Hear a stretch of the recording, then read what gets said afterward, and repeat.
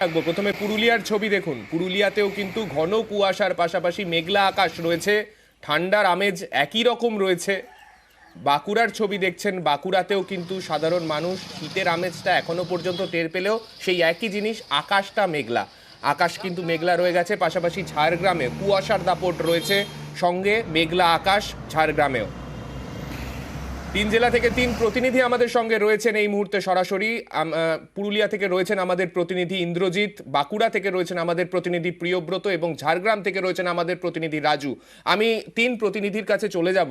আমি প্রথমে যাব আমাদের প্রতিনিধি ইন্দ্রজিতের কাছে।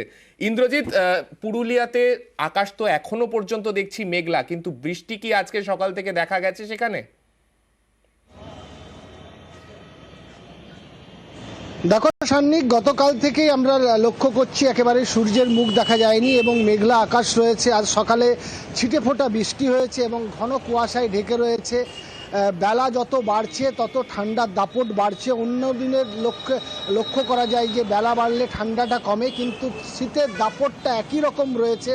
আমরা শহর থেকে গ্রাম একই রকম ছবি দেখছি। সকালবেলায় সেই আগুন জ্বালিয়ে গা গরম করে নেওয়া, চায়ের দোকানে আড্ডা, ফলে শীতের সকালে চেনা ছবিটাই দেখা যাচ্ছে এবং ঠান্ডার দাপট বেশ রয়েছে। তার মূল কারণ হচ্ছে যে শীতের যে দিনে রোদ সেই রোদ নেই, মেঘলা আকাশ রয়েছে, কুয়াশা রয়েছে এবং আজকে প্রায় 10 ডিগ্রির নিচে তাপমাত্রা রয়েছে। ফলে স্বাভাবিকভাবেই সকাল থেকে সন্ধ্যে শীতের ছবিটা প্রায় একই রকম এবং এই শীতকে উপভোগ করতে ইতিমধ্যে আমরা অযোধ্যা পাহাড়ে দেখছি পর্যটকরা আসতে শুরু করেছে এবং আজকে নয়, দীর্ঘদিন ধরেই আসছে। তবে পর্যটকদের বেশ ভিড় লক্ষ্য করা যাচ্ছে পুরুলিয়াতে এই শীতে এবং শীতকে একদিকে যেমন জেলার মানুষ উপভোগ করছে, অন্যদিকে পর্যটকরা উপভোগ করছে এবং এই শীত রাতের দিকে বেশ বাড়ছে। রাতের দিকে 9টার পর থেকে রাস্তাঘাট প্রায় ফাঁকা হয়ে যাচ্ছে, খুব সকালে কেউ বেরোচ্ছে না খুব প্রয়োজন ছাড়া।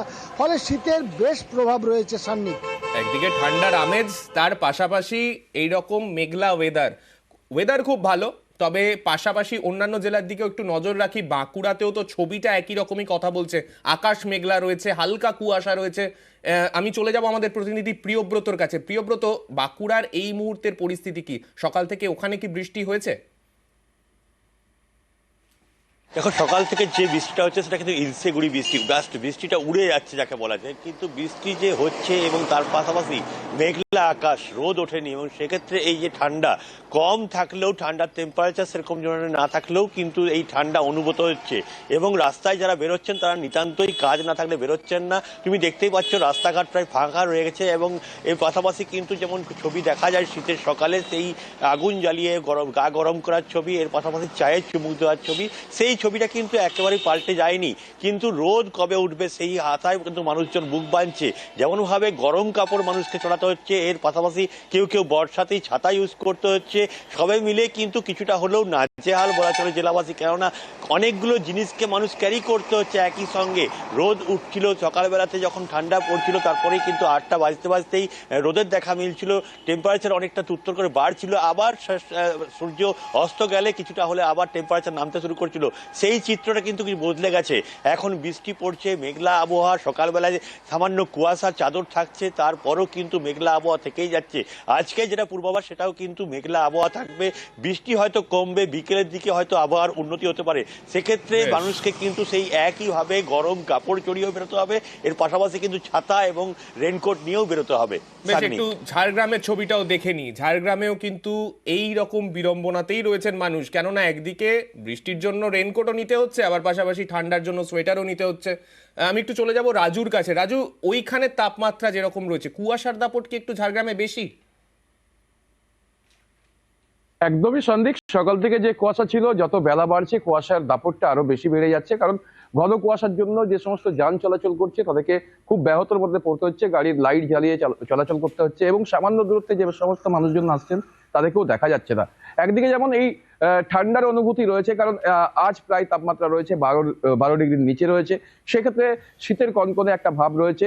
আর গত কয়েকদিন ধরে যেভাবে আবহাওয়া দপ্তর যে পূর্বাভাস দিয়েছিল বৃষ্টি হবে এবং শীতের দাপট একটুটা থাকবে, সে জায়গায় জঙ্গলমহলে অধিকাংশ জায়গাতেই শীতের যে কনকনে ভাব তা রয়ে গেছে এবং পারদের যে ঊর্ধ্বমুখী হওয়ার কথা ছিল সেই ঊর্ধ্বমুখী না হয় আবার নিম্নমুখী হয়েছে। এবং বিভিন্ন জায়গায় যে পর্যটক কেন্দ্রগুলো রয়েছে সেখানে যেমন পর্যটকরা ভিড় করছে, ঠিক তেমনই শহরের মানুষজনদেরকে রাস্তায় বেরোতে গেলে গরম কাপড় জামা পরে বেরোতে হচ্ছে, সঙ্গে বর্ষাতি তো নিতেই হচ্ছে, কারণ মেঘলা আকাশ রয়েছে, যে কোনো সময় আবার ঝিরিঝিরি বৃষ্টি হবে। সেক্ষেত্রে সেই সমস্যা রয়ে যাচ্ছে। কবে এই যে বৃষ্টির পূর্বাভাস রয়েছিল, বৃষ্টি কবে কাটবে বা মেঘলা আকাশটা কবে কাটবে, সেদিকে যেমন মানুষ চেয়ে রয়েছে, ঠিক তেমনই আবার এই ঘন কুয়াশার চাদর যেভাবে প্রতিনিয়ত থাকছে, সেক্ষেত্রে একটু রোদের দেখার জন্য মানুষ আকুল হয়ে উঠছে। বেশ, সন্দেহ। ধন্যবাদ রাজু। 3 জেলার ছবি দেখতে পাচ্ছেন আপনারা, পুরুলিয়া, বাঁকুড়া, ঝাড়গ্রাম, 3 জেলাতেই কিন্তু সেই একটা জিনিসেরই অভাব, শীতকালের মিঠে রোদ। যে রোদটার জন্য সব পর্যটক, যারা স্থানীয় বাসিন্দা, সবাই অপেক্ষা করেন। শীতের সকালটা ঠান্ডা হলেও বেলার দিকে একটু রোদ পোহানো যায়, কিন্তু সকাল থেকে কিন্তু সব জেলাতেই এই রকমই ছবি, মুখ ভার রয়েছে সব জায়গাতেই।